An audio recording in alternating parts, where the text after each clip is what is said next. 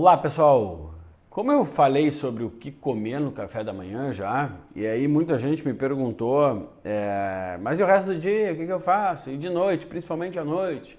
Eu vou tentar sintetizar aqui como orientação geral o que seria interessante para a grande maioria das pessoas, tá?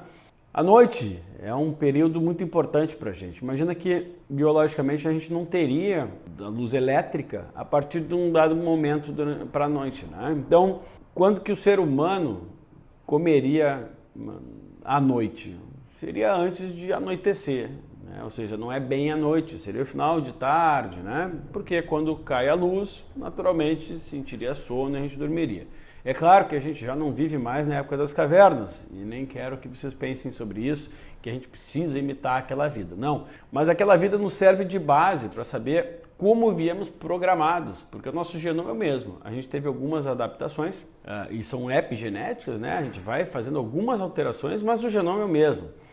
Cada vez mais hoje nós estamos entendendo algumas questões do passado para poder adaptar o nosso presente. O ideal, primeiramente, é que a gente não faça ingestão de alimentos muito próximo à hora de dormir. Entretanto, como eu sei que a vida de muitos do que nos assistem, que me assistem aqui, assim como a minha, ela requer um tempo expandido de trabalho e depois às vezes atividades físicas, tá? Que o ideal não seria esse horário da noite, mas enfim, às vezes é só o que sobra. Às vezes a gente acaba comendo um pouco mais próximo de dormir. Então o que eu aconselho? Que chegue no final de tarde, isso é muito importante, porque esse alimento da tarde, ele vai nos dar sustentação para que a gente não chegue de noite desesperados de fome. Então, o primeiro ponto para poder comer bem de noite é comer bem de tarde. Então, quando de tarde? Olha, se eu pudesse fazer uma janta, e eu, Vitor, às vezes faço isso, uma alimentação que parece uma janta, que eu posso colocar um pouco mais de carboidrato nesse momento, misturar com gorduras de boa qualidade, proteína de boa qualidade, ingerindo uma alimentação dessa, no final de tarde, 5, 6 horas da tarde, e aí, mas eu não tenho trabalho. Eita, várias empresas que vendem esses alimentos prontos que dá para esquentar. Então, se vira, encontre soluções, né?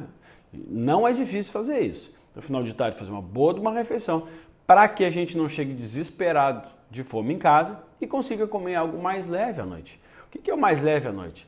O ideal seria uma refeição um pouco vegetariana à noite. A proteína poderia ser a do ovo, que é uma proteína de absorção mais lenta, ou seja, daria esse suporte proteico para as funções que o corpo precisa exercer usando a proteína, ou seja, quebrando essa proteína em aminoácidos, fazendo enzima, fazendo hormônio, tá?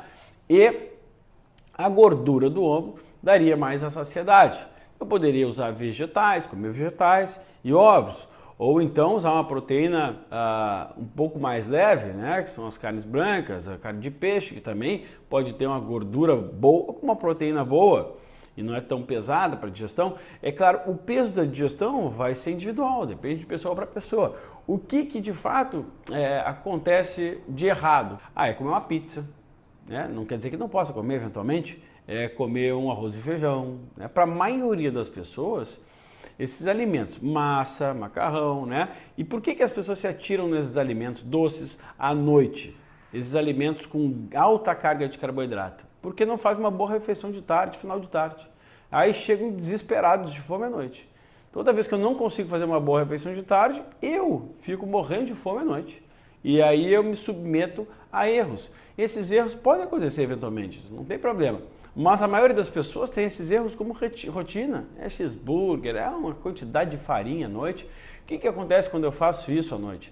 Se eu estimular demais a insulina à noite, e eu só faço isso se eu comer muito carboidrato à noite, eu vou ter uma série de consequências negativas na minha produção hormonal e neurohormonal do sono. Eu diminuo a chance de eu produzir boa melatonina, já falei sobre sono e melatonina para vocês, procurem o vídeo dos benefícios, até inclusive na prevenção de câncer, de obesidade. Eu diminuo as chances de produzir bom GH, ou seja, eu vou engordar mais, eu vou ter menos reparação celular.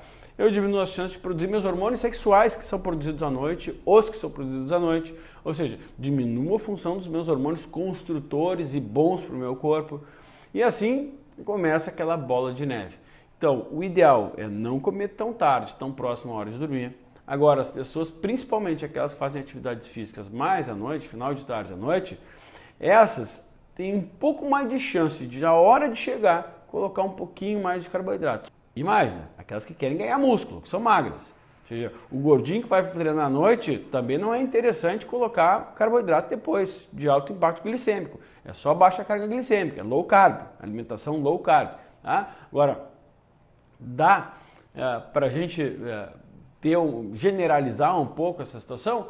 Generalizar isso que eu fiz, né? Existem individualidades, a pessoa que treina de noite, que quer ganhar músculo, mas para a grande maioria, para a imensa maioria de vocês que estão me assistindo aqui, o ideal é realmente diminuir a carga de carboidratos de noite, tentar fazer mais vegetariano, usar a proteína do ovo e assim ter uma boa noite de sono reparador e partir para no dia seguinte ter um bom café da manhã, como eu já expliquei para vocês, ok?